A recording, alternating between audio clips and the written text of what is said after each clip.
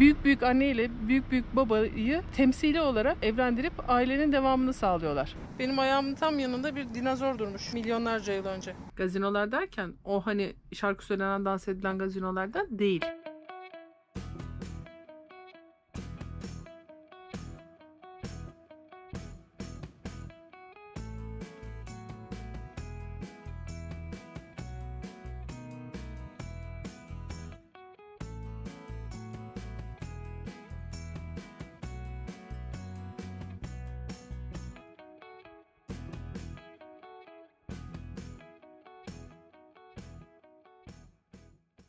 Günaydın herkese. Günaydın. Bugünkü durağımız St. George. Burası Mormonların Utah'taki en batıdaki kalesi diyebiliriz. Brigham Young'un Kışlık evi buradaymış. kışlık evi buradaymış. Ya Brigham Young kimdi? Joseph Smith'ten sonraki peygamberleri. Bir tapınakları varmış, yani Temple'a gideceğiz. Ondan sonra bakacağız bakalım daha diğer yerlerde neler varmış. St. George nasıl bir yermiş? Hadi şimdi gezelim. İşte şurada bir tane Mormon kilisesi. Mormon kiliselerini nereden anlıyorduk? Sivri kulelerinden. Minareye benziyorlar. Evet, biraz minareyi andırıyorlar sanki. Aslında dönüşte girip serinleyip oradan kendimizi karavana atabiliriz belki.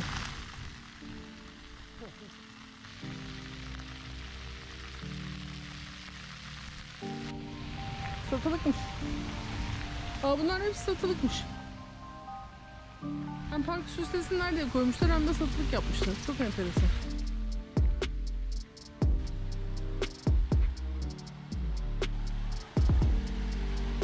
Bizim ayakkabılar alıştın zaten ıslanmaya canım, ne olacak?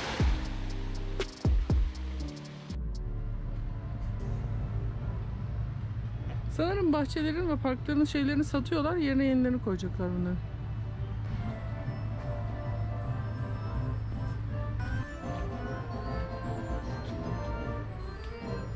Tam sana göre bir şeymiş bu. Üzerinde İngiliz anahtarları, kablolar, teller, ne ararsan var. Burada mikser uçları var. Testereler, borular, parçalar. Her şey. Her şey. Bıçaklar, çatallar. Tapınaklar kapalı. Çünkü tadilat var. Çok kötü yıkılmış sağa solu, gördük biz de. Bir tane ziyaretçi merkezi açmışlar. Oraya da demişler ki herkes hoş geldi. Biz de bir bakalım hoş geldik mi gelmedik mi? Evet. We're the Church of Jesus Christ of Latter-day Saints, and we believe in Christ. Okay. And so we have a Christus here that we speak to people, and we believe that Christ has been resurrected and that He lives today, and we love Him.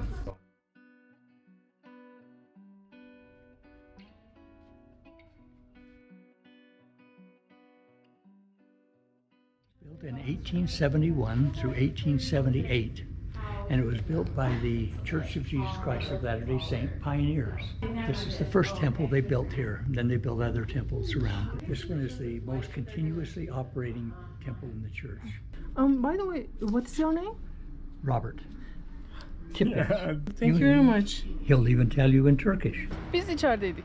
Hepsini altyazıyla tercüme etmek yerine kısaca şuradan bir özet geçmek istiyorum. Şu anda arkamızda bir tapınak görüyoruz. Burası bir Mormon tapınağı. Hatta bir Mormon tapınağı olmayı aşıyor.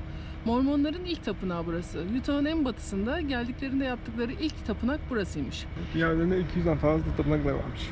Şu karşıda da bir kilise var. İçeride bize bir yaşlı misyoner anlattı. Adı Robert. Mormonluğu anlattı. Bize bir tane Türkçe Mormon kitabı verdi. Benim anladığım kadarıyla tapınakların özelliği aile olmak ve ailelerin geçmişlerini, büyük büyük aile annelerini, büyük büyük babalarını da bu ailenin içine dahil etmek. Yani insanlar büyük annelerini 3. kuşaktan 4. kuşaktan babaannelerini, dedelerini, anneannelerini buldukları zaman bu tapınağa gelip onların adına onlara vekaleten vaftiz olup ve sonra burada bir odada işte büyük anne ile büyük babayı temsili olarak onların adına evlendirip ailenin devamını sağlıyorlar gibi bir anlatımda bulundu bize. Yani. Evet, büyük bir babası bunu istiyor mu bilmiyoruz.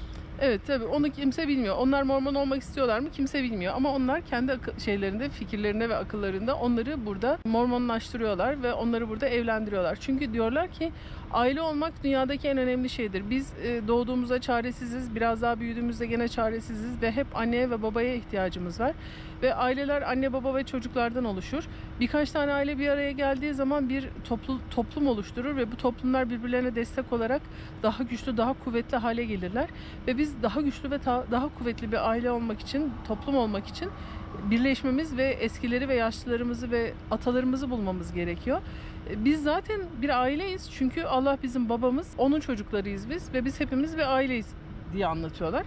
Böyle bir dinleri var. Kimse anlamasın, biz burada Mormon misyonerliği yapmıyoruz ama yaklaşık bir aydır falan Utah'tayız ve etrafımızda o kadar çok Mormon var ki. Gayet iyi Türkçesin. Ve bu arada St. George'un sokaklarına dolaşmaya devam ediyoruz. Biz St. George'u sevdik. Evlerini sevdik. Sokaklarını sevdik. Şu eve hele bayıldık. Çok eskilerden kalma bir ev olduğu belli. Yukarıda beyaz iş perdeler falan var.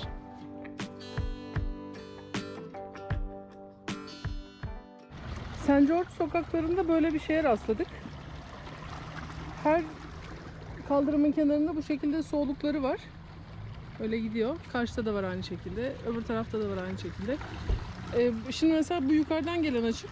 Daha sonra bunu metali kapatıp şu yandaki şu metali kapatıp şunu açıyorlar. Böylece su bu taraftan gelip gitmeye başlıyor. Bahçelerin sulaması için kullanıldığını tahmin ediyoruz. Çok temiz, pırıl pırıl bir su. Toprağın altından çıkıp tırmanmaya çalışan iskeletler. Oo, bu mezarlık hareket ediyor. Vay, narlara bak. Nar ağacı narsız olur mu? Nar ağacı narsız olur mu? Yiğit olan yiğit yarsız olur mu? Bunu Amerika'da sanacağım hiç aklıma gelmezdi. Benim de Amerika'da nar ağacı göreceğim hiç aklıma gelmezdi ama var.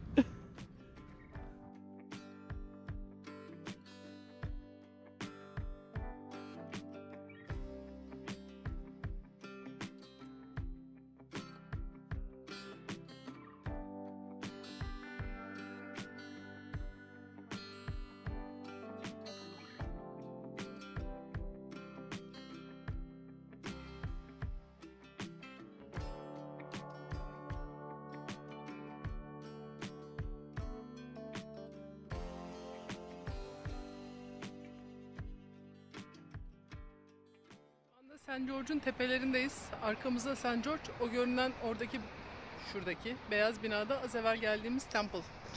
Kayaların arasında dar dar alanlar var böyle. Haluk Usta fotoğraf çekiyor. İşte St. George böyle bir yer. Bu kadar. Küçük.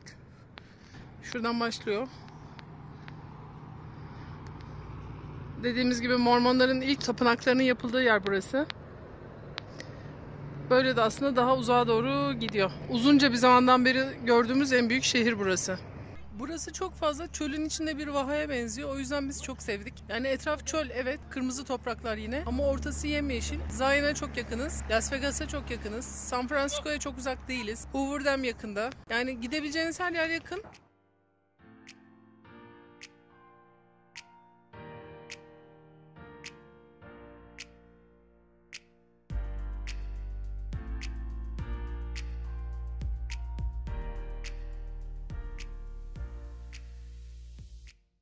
Pioneer Park'ın Red Hills'te Narrows dedikleri bölümü. O az evvel yukarıdan gördüğümüz kayaların araları bunlar.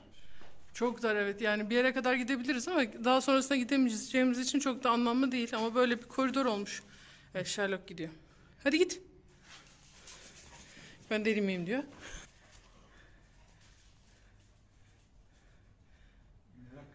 Merak, evet. Dur, ben de şu iki taşın arasını merak ettim, ne kadar dar.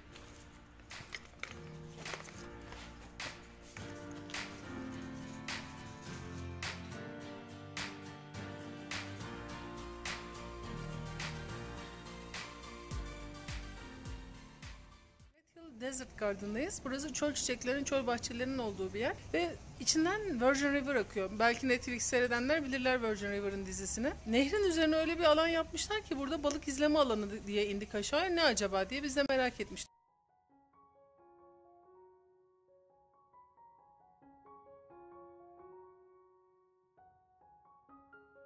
Nehir buradan akıyor. Ve nehir akarken siz içindeki balıkları buradan seyredebiliyorsunuz.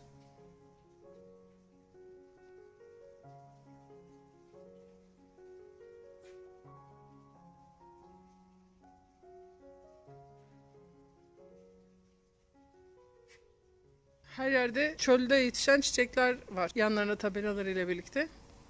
Ve buranın doğal taşlarının içinde ortam.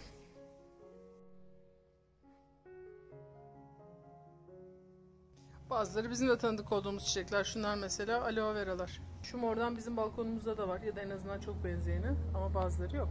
Bazılarını bilmiyoruz.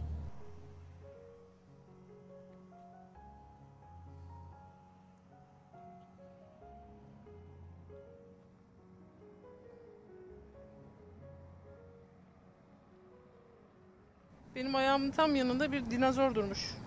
Milyonlarca yıl önce. Aynı yerden aynı şeye bakıyoruz.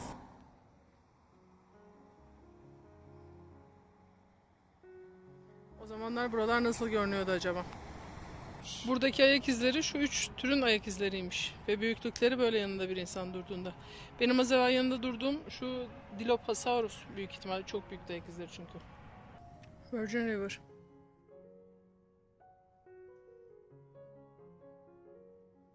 Bir parçası tabii ki.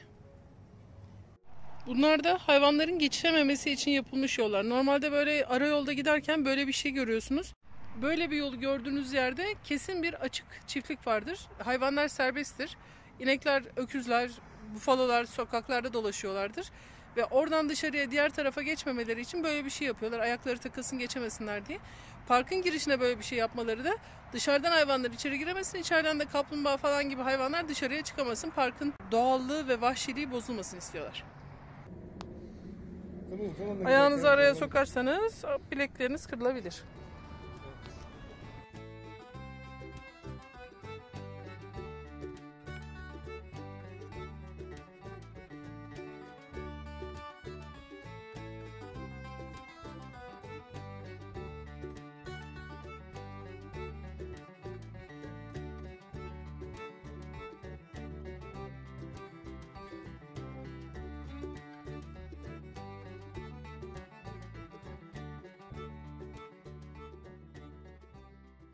Bugün de Mormonların ruhani liderleri diyelim ya da ikinci peygamberleri Brigham Young'ın kışlık evine geldik. Artritleri azınca, bacakları ağrıyınca buraya geliyormuştu.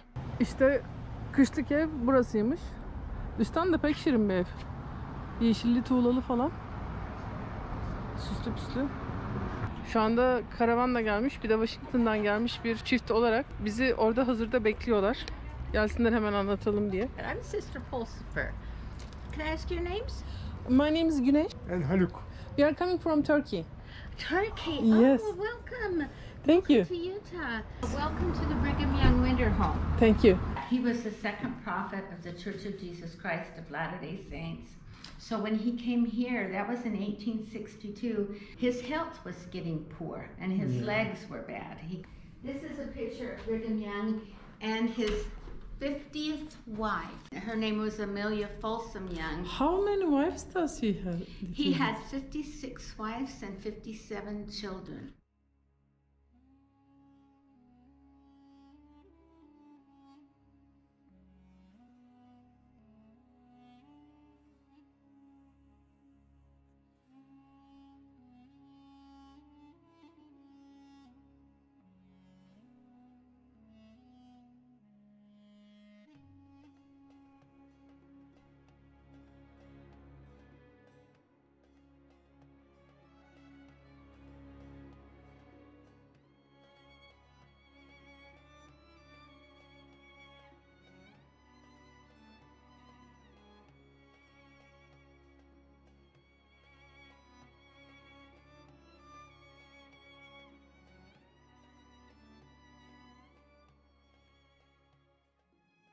Evin içini gezdik. Ben size sadece görüntüler verdim çünkü çok hızlı ve çok seri konuşuyordu. Kısacası Brigham Young 56 kere evlenmiş, 57 tane çocuğu varmış ve 50. hanımı olan Emilia ile birlikte buraya gelmiş. 16 kere at üstünde ve at arabalarıyla gelmişler, gitmişler ve daha sonra artık bacaklar ağrımaya başlayınca kışları burada geçirmeye başlamış. Bacaklar ağrımaya başlayınca artık kışları burada geçirmeye başlamışlar. Kış mevsimi burada çünkü biraz daha en azından karsız geçiyormuş Salt Lake City'ye göre. Evin orijinalinde sadece şu arka bölüm, şu bölüm varmış. O burayı satın aldıktan sonra ön tarafı da yaptırmış ve ön tarafta işte büyük bir salon, yukarıya kendine bir yatak odası, bir ofis. ve daha sonra da şu bahçedeki şu gördüğünüz ofisi yaptırmış. Çünkü o ikinci peygamber olduğu için, aynı zamanda hükümetin içinde de olduğu için Stank'te çok fazla geleni gideni misafiri oluyormuş. O buraya geldiği zaman herkes onu görmeye buraya geliyormuş. O da artık evin içinde onları ağırlamaktan bıktığı için bahçeye böyle bir yer yaptırmış ve bahçede bu işleri halletmeye başlamış. Burası gayet güzel, böyle renkleri falan orijinal olması gerektiği gibi. Yani eskiden neydiyse o. This is a pecan tree. Pekan tree. This is what the pecan looks like. Bu bir pekan ağacıymış. Alta dökülenleri toplayabilirsiniz diyor. Şu karşıda şu anda tuvaletler var. Bu tuvaletlerin olduğu yerler daha önceleri atları ve arabaları koydukları bir yermiş.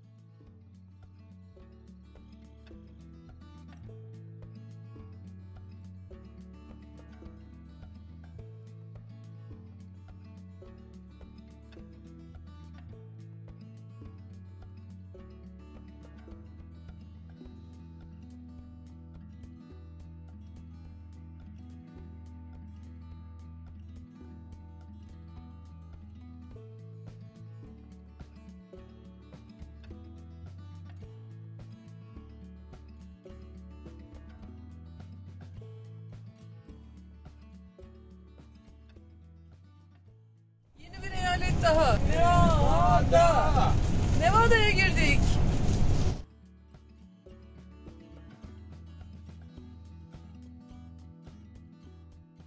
Biz şu anda Mesquite'deyiz. Las Vegas'a çok az zamanımız kaldı. Mesquite değişik bir isim. Hani birazcık harfleri değiştirirsen sivrisinek olacak ama ne olduğunu anlamadık. Haluk bu konuda biraz ders çalışmış. Mesquite ne demek? Mesquite bir ağaç türü. Ne işe yarıyor? Kabuklarından sızan su, mide rahatsızlıkları ve boğaz ağrısına da iyi geliyormuş. Bu arada tabii buraya kadar geldik. Böyle tepelere tırmandık. Haluk drone çekimi yapmadan durur mu? Ben şurada bir kenara çekeyim de bir drone çekimi yapayım. Bir görelim bakalım Mesquite nasıl bir şehirmiş. Nasıl bir şeymiş. Ağırlıklı golf sahaları olan bir şehir. Golf sahaları var. Gazinolar derken o hani şarkı söylenen, dans edilen gazinolardan değil. Kasino diyoruz ya biz Türkiye'de, onlardan. Çünkü Kumarhane. Kumarhane. Çünkü şu anda Nevada'dayız ve Nevada bir kumarhane ülkesi diyebiliriz galiba. Ben şöyle bir genel olarak ucuz bütçeli drone uçuşu yapayım. Sonra Haluk gerçeğini yapsın.